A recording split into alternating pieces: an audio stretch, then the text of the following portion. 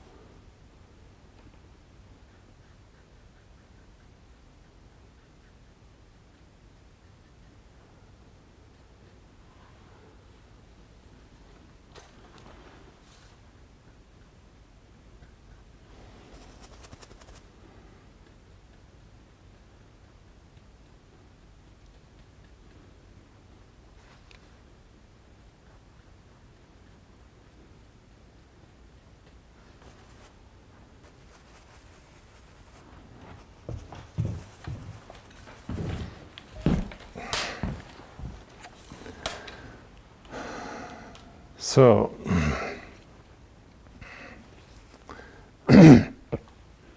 excuse me, that's how we begin to paint the rocks up there. I'm actually gonna, let's see here, what have I got? Might want to go a little,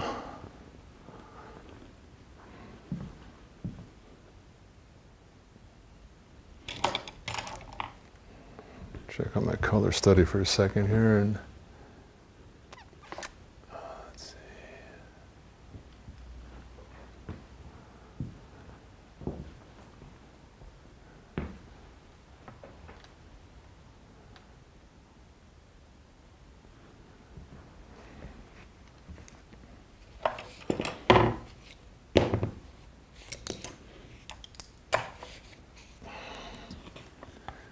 Knock in just a few more light areas on it, and then that's what we'll do today, and then I'll let it sit so tomorrow I can kind of come in early morning and make a judgment call on what I'm doing, because one of the things as you take a look at the photo and the drawing and the painting is I extended the rock formation back further than what really exists in the view you have. And this is where one takes some artistic license in the design format, where I wanted the rocks to move back further and create more of a bay right there. So I've actually changed a bit of the view of what it actually looks like up there, but that's the, as they would say, the artist's prerogative.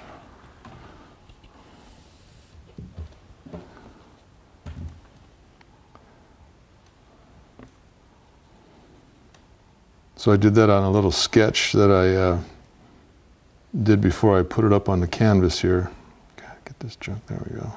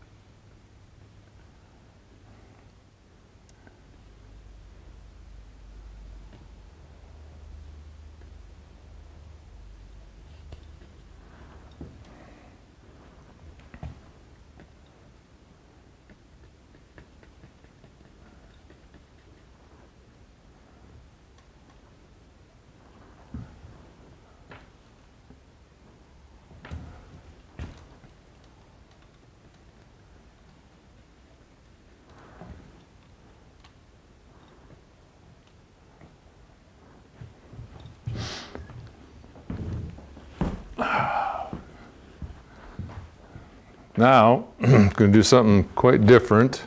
Put this stuff down. This is going to be an experiment. And a friend of mine, Charles Cecil, who's a really incredible landscape painter, and I first met him back in 1975 over in Italy, and he was there on this Green Shields grant, which is a foundation out of Canada, Elizabeth T. Green Shields Memorial Foundation, and I actually got a grant from them in 1975 to return to the studio see me to continue studying. Well, what Charles would always do after he was done blocking in some color, he'd come and kind of scrape the paint off. So I'm going to grab a palette knife.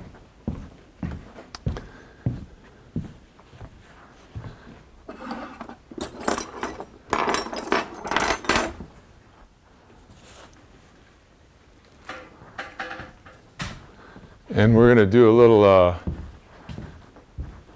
scraping on this and see what happens. And what's interesting is that it'll dry faster. So tomorrow, of course, I'll continue working back that way with the rocks. Excuse me, remembering that what I did first was I played with my cooler grays, a little bit of warmth, and then the last batch of color I was putting in was a combination of white, yellow ochre, and some orange to just step up some lights. But now by doing this, it's going to kind of pull it all, it's going to smudge it all, obviously, and break the forms.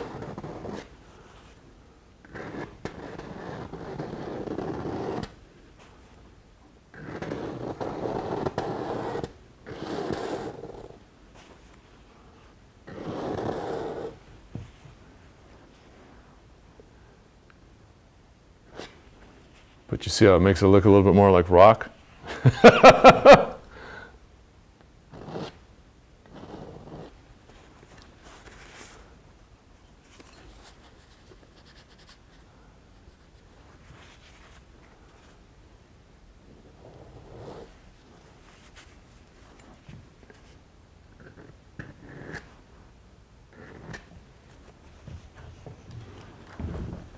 So let's step back.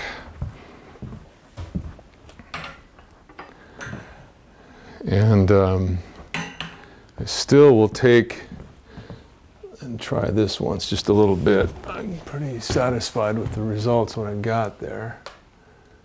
But we'll kind of buff it just a little bit.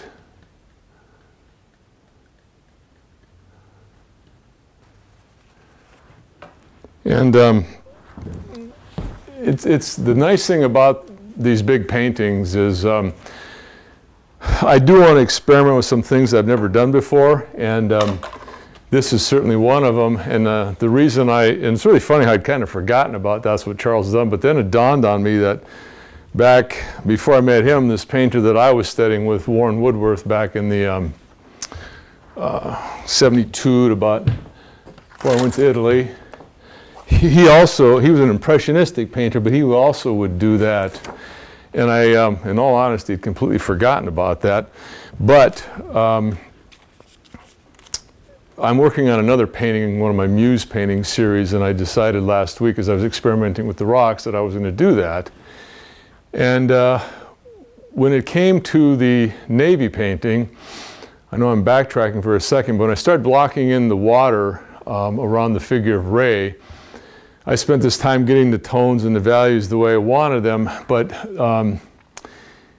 with the brush, I just wasn't getting what I wanted, so out of frustration, I thought, well, just to go back and get that paint off as fast as I could, I started scraping it with the palette knife, and I thought, wait a minute, here's an opportunity to take a shot at seeing what can happen. And so Courbet, a big painter of the 19th century, was kind of poo-pooed for his approach to using a palette knife.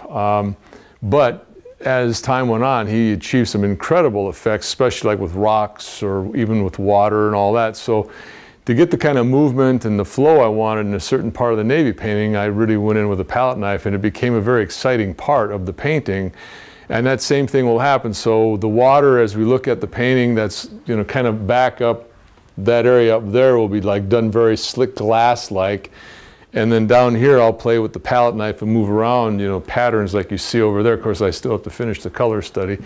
But I mean, the whole thing about painting on something like this size, it does allow you to experiment. And I think it's important to sit down and try and go back the techniques from how many years ago and see how they work for you. And I like very much what happened up there, because you can see what it did is I was painting with real choppy kind of strokes just to kind of cut and mass and play with the rock because there's so much going on up there. But as soon as I hit it with the palette knife, all of a sudden you look and you feel these huge slabs, because that's what that rock formation is like up there. So it's going to work to my advantage to, you know, go in again and just block it in. And you have to not be afraid to go and just go for these sorts of things, because if you don't try it, you're not going to know what sort of effect that you're going to get. I'm very happy with what we just blocked in. So I know this is a short session, it's getting kind of late, and we both have things to do, but I think this is a clear demonstration of something that we don't have on film. So I think this is good. What do you think? It's the best we've ever done. Oh, wow. Yeah, okay. Yeah. All right. And especially when I came on this side, it was, see that side? Well, you were getting too much, yeah, and that's the problem with the lights and all that. And I'm sorry about that, but I mean, yeah, I can see from this side where, yeah, you're definitely, and you could see what happened when I scraped it. I mean, look at how it pulled it all together. Yeah. I mean, bam, it was like that, and then there they are.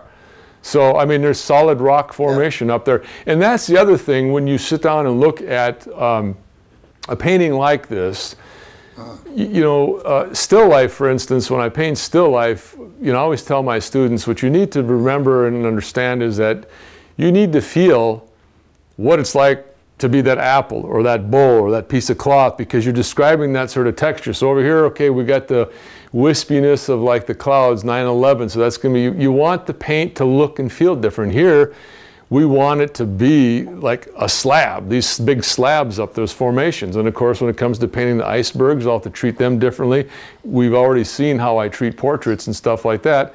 And again, now when it comes to like the feathers on that bird, you know, you want to have like a fluffy airiness. So playing with different textural effects in the painting is going to be important. And you want to be able to, like for instance, where I'm standing right now, you know, you'll be a little further away based on the fact that the painting is going to be from the bottom, you know, 9 feet up. But I want these volumes seen and described and felt in different sort of formats. So I think we got it. That's a wrap. You know, the best part was when you thought we were done and I kept the camera rolling. That was the best part. Okay. I mean, the real passion came out. It's like you were doing your duty, which was smartly done. But when you knew the camera was off, but it wasn't, that's when it was like magic. Okay. That was the beauty of it. That Cool. was worth the whole day. Plus, I'm going to put this up on YouTube, and hopefully tonight I can still send you the link.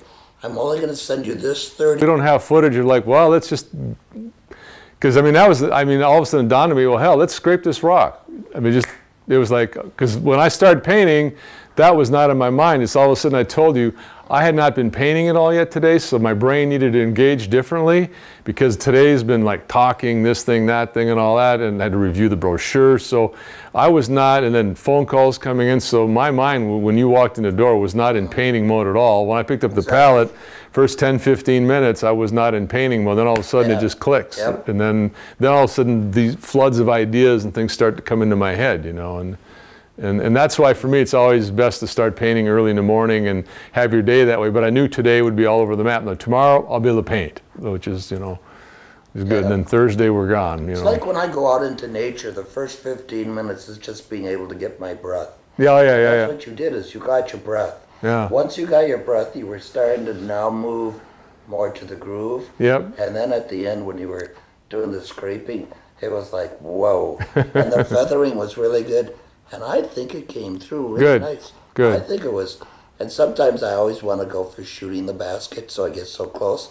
And I go, no. We need establishing shots. We need medium shots. We need the close shots. But the sound of the brush, the sound of the airplane. Yeah, that was so cool. Then my airplane. stomach growling probably. Yeah. Well, no, actually, it growled before you could hear it. and after it left.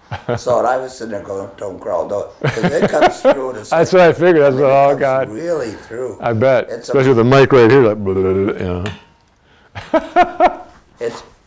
It's amazing. Okay, I'm now going to turn the camera off. That was even good. Okay, I'll hold it for